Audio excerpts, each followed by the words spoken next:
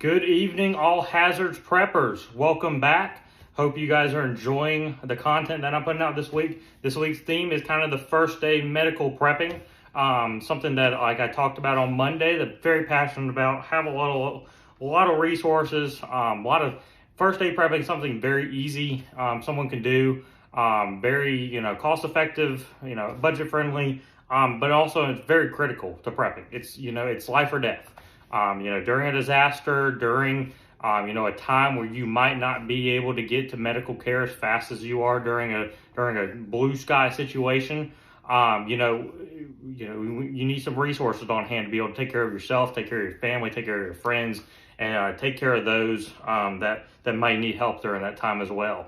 Prepping is, there's a lot of different facets of prepping, and medical and first aid prepping is just one of them.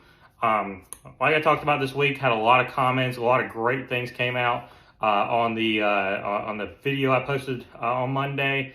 That video is a very shortened down video compared to what I have today. What I want to go over is my kind of public health kit. I call it public health, but really it's like a pandemic kit. Something I developed after COVID, of course. COVID really changed the way a lot of preppers prep. We saw a very different type of a disaster, something that we, in my generation, I had never experienced, and many generations I had never experienced. So we had to learn from that, learn through that. People can say what they want about COVID and all of that, but I really think it helped preppers and emergency managers and people, public health world really start being able to prepare better for these types of disasters as it was happening. There was a lot of things I learned during that time. I was, just starting out in my career, just, I had some job transitioning, stuff like that. Really, trying to learn, more what someone will need during a pandemic. But really, this stuff can be used during any disaster. During any disaster, you need some personal protective gear. You need some, extra stockpile. I'll be posting it today or tomorrow a infographic on what it takes to be an advanced first aid kit and to build that advanced first aid kit. A lot of people, said, I have this type of stuff that you posted, Blake.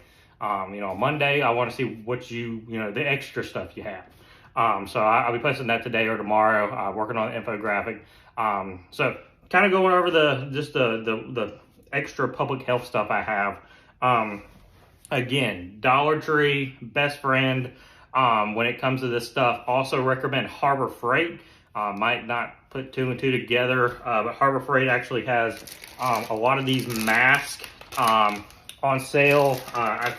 Usually you can get these types of things for less than $1 or $2. I go in there every time I go to Harbor Freight to get a tool or something or a part. I go and just grab a couple things that I have. So mask, during COVID we were fighting for these things. If the government was forcing us to wear them, so we had to wear them. And and masks are good for a lot of different reasons. A lot of people right now walking into grocery stores are like, why are people wearing masks right now, especially if they're in the South? Pollen, stuff like that. Masks can be good during disasters. There's gonna be a lot of air pollutant in there on the air. There's the things that are not the same environmental health, public health things that go on a normal day that we do might not be available during those times. So masks are a great way. Just buying these with Harbor Freight. Sometimes Dollar Tree has them. Walmart. Back before COVID, no one had a mask. No one knew. We only wore masks if we were sick. Great resource to have. Harbor Freight again. Gloves. Gloves can be used for a variety different of ways. During a disaster, you might not be able to wash your hands as freely. If you're limited on water supply, or your water supply is contaminated, just having gloves, to be able to protect yourself. You go out, there's something going on, there's a chemical hazard or something like that, being able to clean up and do stuff like that. Gloves, a great thing to have on hand. I keep these things you get at Harbor Freight, not medical grade at all, but protection. a way to protect yourself. If you're cleaning up after a disaster, your home's got flooded or something like that, gloves are always a good thing to have. I have a variety of working gloves too. During a disaster or after a disaster, you're going to be cleaning up your house.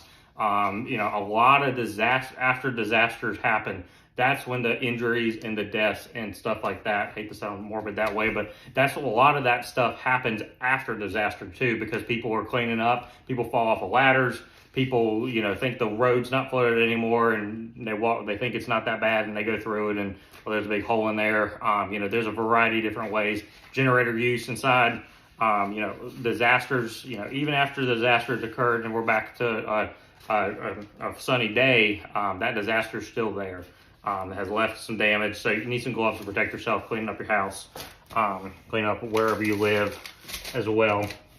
I keep Awesome. I love, it's called Awesome. It's a degreaser cleaner. I always use this around the house. It's good to really get stuff off, but I have it in my prep kit as well, my public health kit. Again, after disaster, you have to clean up. Even during the disaster, you got to clean up. You got to clean, you keep things clean so that way you're not getting sick or anything. Keeping some Awesome, keeping some sort of disinfectant on hand, great resource. I keep a variety of disinfecting wipes. Like I said, during a disaster, you may not be able to wash your hands like you can on a normal day. Might not be able to clean up, your counters or something like that, or something critical that you're using. Keeping those, during COVID, we were fighting for this stuff. Disinfectants, hand sanitizer. I keep a couple things of hand sanitizer. Again, we were fighting for this stuff during COVID. Might as well stock up on it. This stuff does expire. This stuff will, go bad at some point. So like I do with the food, I kind of rotate it out. We're using hand sanitizer all the time anyway, using disinfectant wipes. Might as well just kind of rotate it out, put it back in the kit, put it, when a couple months before it expires, use it, and then buy some more for the kit. Same thing with food and stuff like that. Hand sanitizer, great to have on, hand in general. Kind of moving on, I got some different masks. Again, these are a little bit more KN95, a little bit more protectant. I do have some 3M respirators, a little bit more expensive. You can pick these up at Lowe's, most Walmart, and a little bit more than the Dollar Tree or Harbor Freight, but more protectant. If there's a chemical hazard going on, it's not going to protect you a whole lot, but it's better than nothing. Or if there's a lot of debris or dust in the air, great way to protect you as well. I'll go over chemical stuff a little bit on another video, another week. I have a whole prep kit for that as well. And talk about, what we call CBRN, chemical, biological, radioactive, or nuclear type of event. Next thing I have, Epsom salt. I just put some extra stuff, Epsom salt in there. We use a lot of Epsom salt just for the bath. My wife likes it. So it's actually got a lot of uses. If you're sore or something, being able to soak your feet or soak a body part or in, something like that. Epsom salt has a lot of good uses. So definitely keep some of that on hand as well. Next thing I kind of carry is, bug spray. I have some bug spray in here.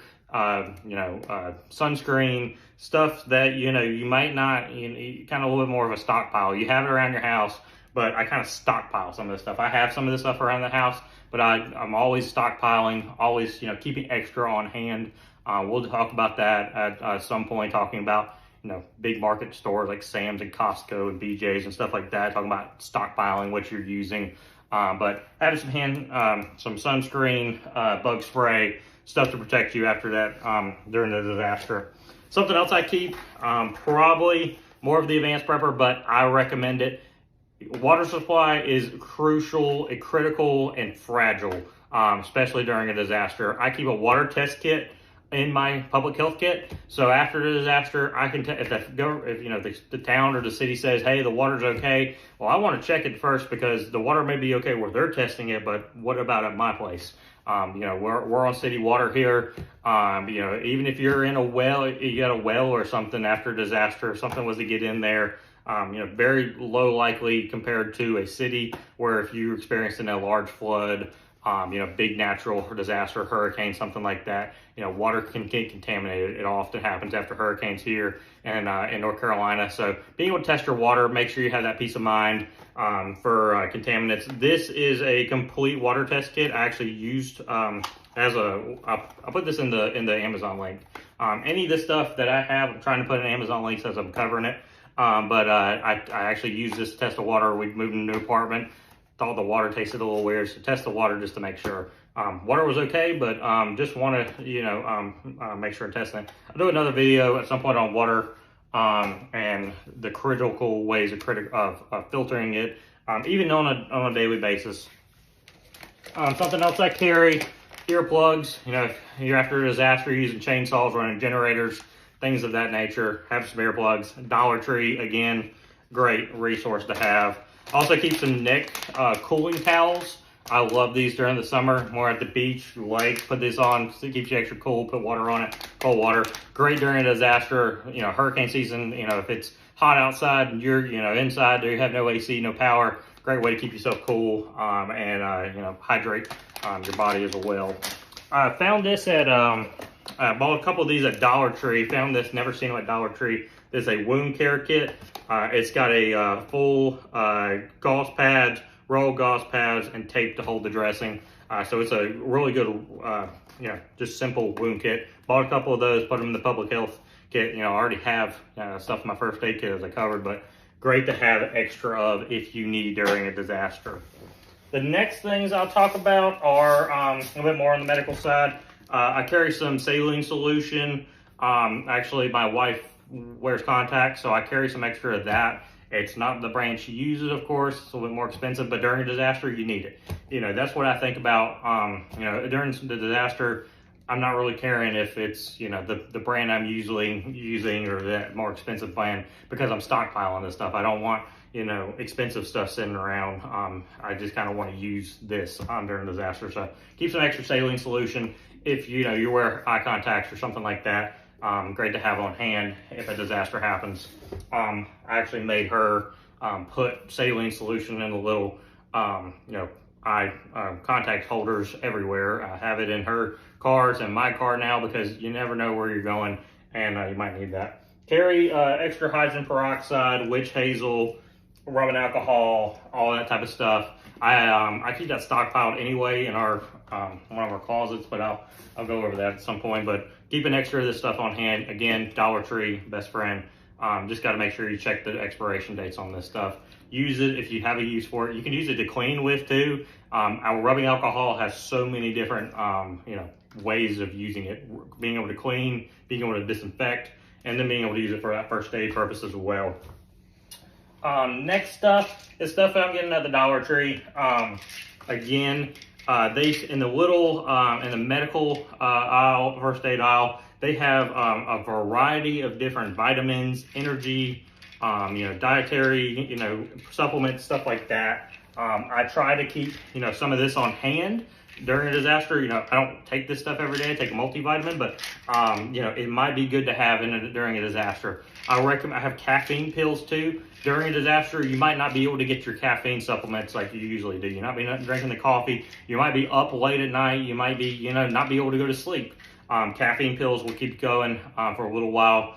Don't recommend taking those every day, but I have some caffeine pills here just to, if something happens, that way it keeps you going, gets you that caffeine that you usually depend on, but you don't have available during a disaster. Recommend that as well. Again, you can get all this stuff at the Dollar Tree. I'm pretty sure I should become a spokesman for Dollar Tree after this, but that's how much I like it. Have a bag of just variety of wipes and stuff again. I carry extra Tylenol, extra medicines, extra creams, stuff like that. I have cotton balls, gloves, vinyl gloves. That's kind of what's in my public health kit. It's something I actually just started doing. I had some during COVID in my other ones, but then I just kind of was like, well, I got all this stuff. Let's put it all in one kit. Call it a public health kit. Great to have, stockpiled. A lot of this stuff is stuff I have around the house already. I might have in my first aid bag that we went over, but I wanted to kind of stockpile and have some extra stuff. Hope you enjoyed this video. Kind of keeping on that first aid medical theme this week. Please like, comment, subscribe on my YouTube, on my Instagram, my Facebook, my TikTok. Exciting news. I'm going to be on the Last Prepper Standing on Sunday podcast. He has over 2,000 followers on Instagram, been around for a little while, had a podcast for a couple years. So excited to be on his podcast to talk a little bit about my story, my prepping, and kind of what I'm prepping for. If you follow other prepper pages, they might talk more about what they call like a shit hits the fan type of thing. And this is what this is too, but I'm really trying to target that, the person that doesn't have much prepping stuff. And really trying to get anyone on board with prepping just this basic supplies. Because if you can handle, you gotta be able to handle those small disasters and those small storms and the small man-made disasters that occur first before we can get to that where power or the whole power network goes down or something like that. We gotta be able to handle the small stuff before we can handle that big stuff. So hope you're enjoying this content. Like I said, like, subscribe to the YouTube. Definitely gonna be posting more on YouTube. Really like that content. So I hope everyone has a safe night, and just keep and message me if you have any questions or comments. Thanks.